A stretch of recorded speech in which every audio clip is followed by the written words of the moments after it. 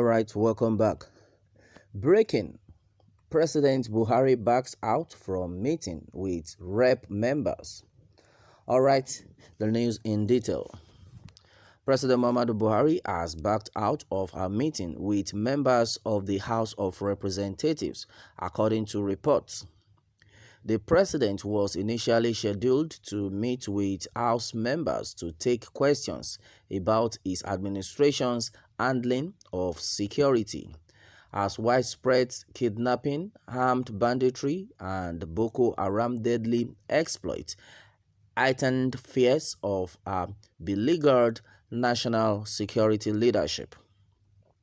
Speaker Femi Gbajabiamila announced last week that the president had agreed to meet with the House in the wake of the horrific massacre of scores of farmers in Nigeria's war-ravaged Borno.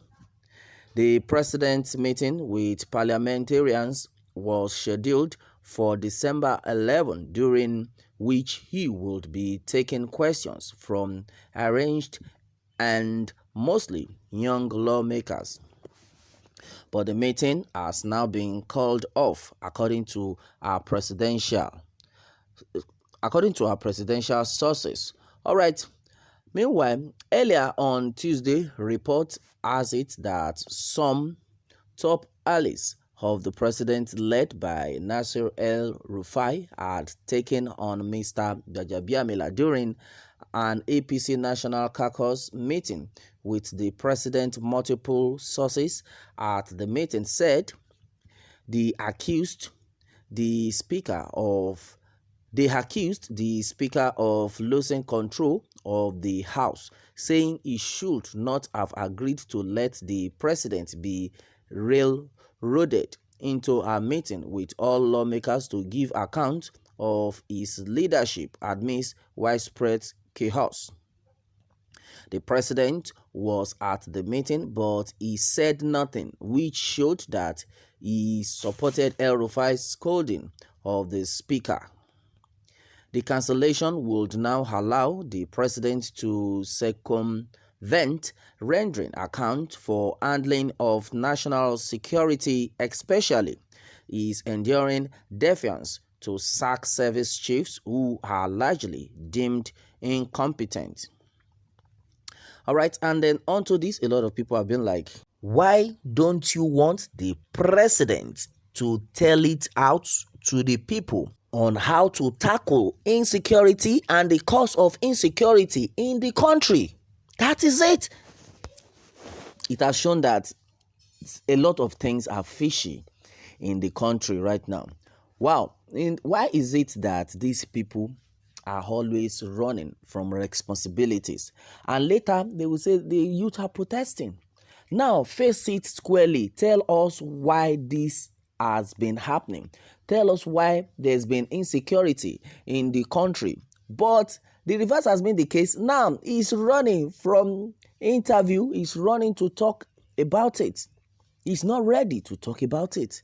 There are some people in the house that do not even want him to speak out. The likes of El-Rufai, you can imagine that they were now questioning the speaker that why would you conduct this kind of meeting in the first place, that the president should talk to people about insecurity. It's uncalled for. You can imagine what is happening. Meanwhile, on December 1st, after a riotous debate on the floor of the House of Representatives, members unanimously endorsed a motion of urgent national importance by her representative, Satomi Ahmed. Okay, the motion had sought the appearance of the president over the recent killings of farmers in Borno State.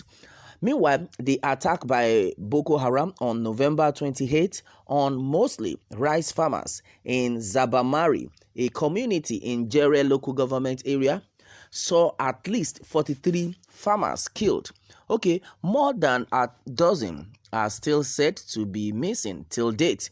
The incident immediately sparked local and international outrage, with many Nigerians calling for the resignation of service chiefs and even the president himself. All right. The development has also been cited as one of the reasons for the renewed protest, okay, by young Nigerians across some states right now, and then who are demanding the resignation of President Buhari.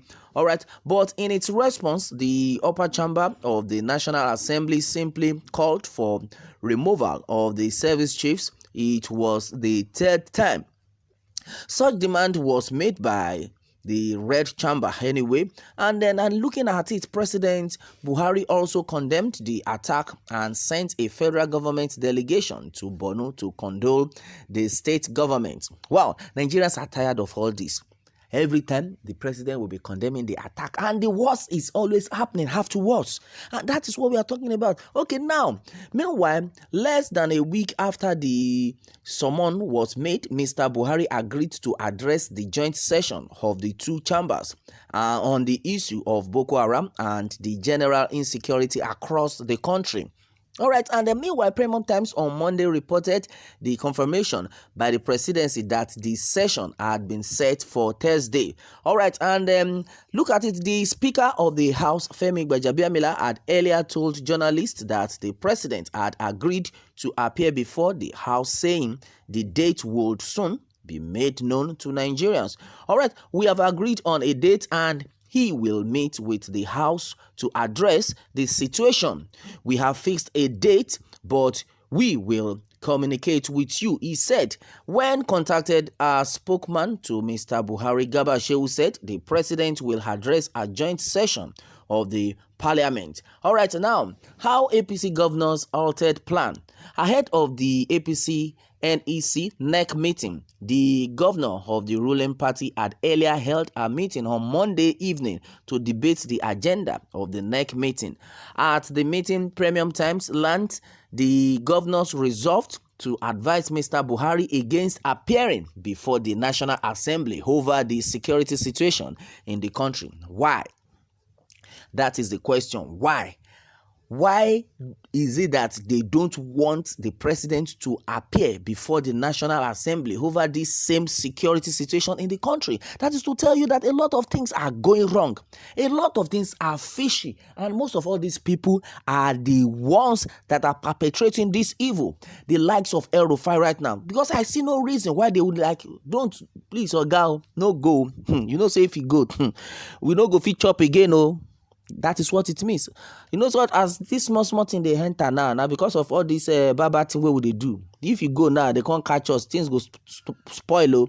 So in that case, no go. That is why Nigerians will not relent in their efforts to tackle this government. And then you can imagine, okay, their argument this newspaper lands was that such appearance by the president might create a precedence that state assemblies could capitalize on to frequently summon governors in like manners. All right, and then now they have been able to withdraw the meeting.